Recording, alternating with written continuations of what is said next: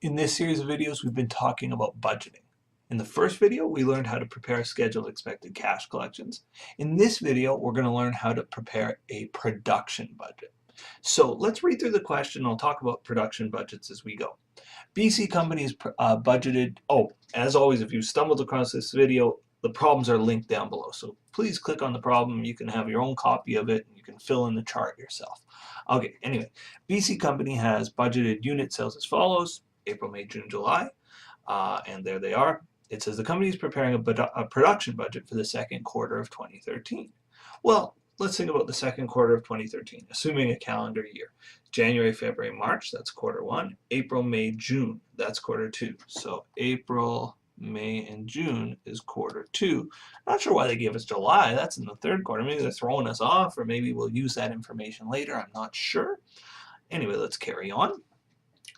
Past experience has shown that the end of month inventory levels will be equal to 10% of the following month's sales. Okay, so when we end a month, we want to have some inventory left over. That makes sense. We don't have the cupboards totally bare at the end of the month. We want to have a bit of inventory left over. The inventory at the end of March, so that's before this, was 10,000 units. So we started the quarter with 10,000 units of inventory. Okay, prepare the budget for the quarter. Now, I have already filled in the title, which is just a three-liner: name of the company, BC Company, name of the budget, production budget, and for the quarter ended and the quarter end date. Now again, the second quarter is January, March, April, May, June, and of course we've got our quarter totals there. And so let's take a look at this one. We're going to start with our our sales totals, and our budgeted sales here is 100, 140, 130. Now this budget tends to help to do a month at a time, and I'll show you why in a minute, but we can certainly start there. So 100, 140, 130. And of course the theory here is, look, this is a production budget. If I plan to sell 100,000 units in April, I better make 100,000 units to sell them, right? Like, I have to have them on hand, so I better make them, and I better plan to make them. If I want to have 140,000 units sold in May, I better plan to make them, right? I got to have my staffing, my raw materials ordered, and I've got to be planning to make them. So that's what this production budget is all about, just how many units we're planning to make. Now, not only do I have to have the 100,000 units that I'm going to make in April ready to sell in April, I need 10% of next month's ready to go. That's this sentence that says, past experience has shown that end of month inventory levels will be equal to 10% of the following month's sales. So in April, I not only need 100,000 units ready to go, I actually need 100,000 plus 10% of May. I want to have it at the ready. So I'm going to say, I'm going to add that in, and that's my desired ending inventory. And so my desired ending inventory for April is going to be 10% of May. So 10% of May is 14,000 units. For May, 10% of June is 13,000 units. For June, 10% of July is, I don't know. Oh, wait. That's why they gave us this 150,000 units. I knew they gave it that number for a reason. 10% of 150,000 units is, of course, 15,000. Okay, so far so good. So I'm going to do a little subtotal here. This is my total needs. This is everything I need. 100 plus 14 is 114. And again, let's look at April. I not only need to make what I'm going to sell, I also have to have some inventory left over at the end of the quarter. If I don't have inventory left over, then I'm in trouble, right? So I not only need the 100,000 I plan to sell, but I need 14,000 more to get me ready for May. May, it's 153,000. And June, it's 145,000. So those are my total needs. But something that mitigates this need is the fact that I might have some inventory already on hand to start. So if I already have inventory to begin, for example, in April, I said, I've got 100 that I'm going to need because I'm going to sell 100, plus I want to have 14 left over. That means I need 114. But when I started April, I had 10,000 units already. I don't need to remake those. So I'm going to deduct my beginning inventory.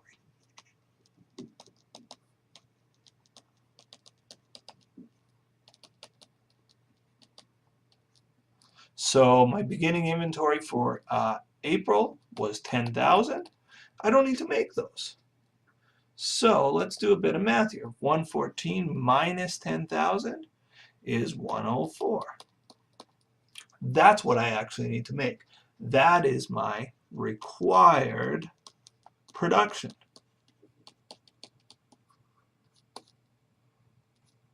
So again, let's just look at April on its own. In April, we said, hey, we're planning to make or sell 100,000 units.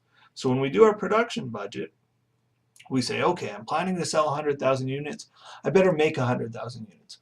But not only do I need to make 100,000 units, I need to make 14,000 extra units to be ready for May. So I need 114 in total. But I started April with some inventory. I started April with 10,000 units sitting there. I don't need to remake those, so I actually only need to make 104,000 units. Okay, moving on, our beginning inventory for May. What do you think our beginning inventory for May is? Well, the beginning of May, May 1st, is the same as the end of April, April 30th. We think April 30th at 11:59 p.m. versus May 1st at 12:01 a.m. It's the same number. What we end April with, we're going to begin May with. So 153 minus 14,000 is 139,000, I believe. And June, we're going to begin June. June's beginning inventory is going to be the same as the ending for May. Again, May 31st, June 1st. It's, they're just seconds apart. The end of May 31st, the beginning of June 1st. So 13,000 units I'm not going to need to make. And again, just reading through June's, 130,000 is what I'm planning to sell in June. Plus, I got to have 15,000 ready for July. That's 145,000 I need. But coming out of May, I have 13,000 units sitting there. Therefore, I only need to make 132,000 units in June. So now we've got to do our totals column, but it's not really a totals column. I call this the for the quarter column. So what were my budgeted sales for the quarter? 100, 240, 370. That was my budgeted sales for the quarter, and you can see that's just a total, 370.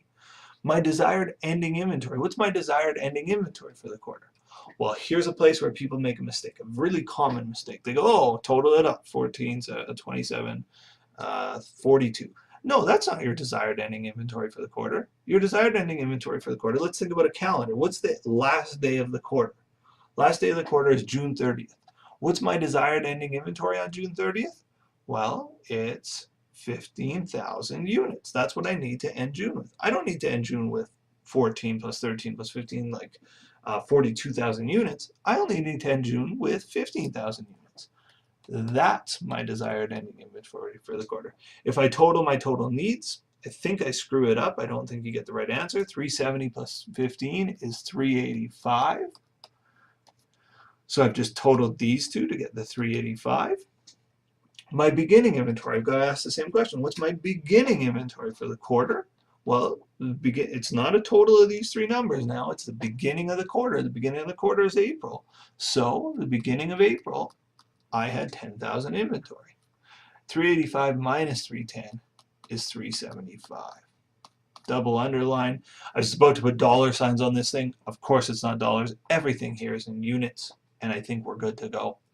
So a quick comment about this budget and why it's powerful. Well, first we need to know how many units we're planning to sell. The sales budget kind of drives everything. But once I know how much I'm going to sell, then I can decide, okay, how many units do I need to make? Now that fits into a bit of a puzzle here. If I know, for example, in April, I'm going to make 104,000 units, that can tell me a lot about how many staff I need to hire. It can tell me about how much raw material I need to purchase. It can tell you a lot about the company's costs over the coming months, and it can help you make plans. So this is a small piece in the overall puzzle. When you're beginning, I think it's helpful to look at each small piece. At the end of the day, and probably in your class, you're going to put it all together and do some big, massive master budgets. That's it for this video on a production budget. Stay tuned for the next part. Thanks.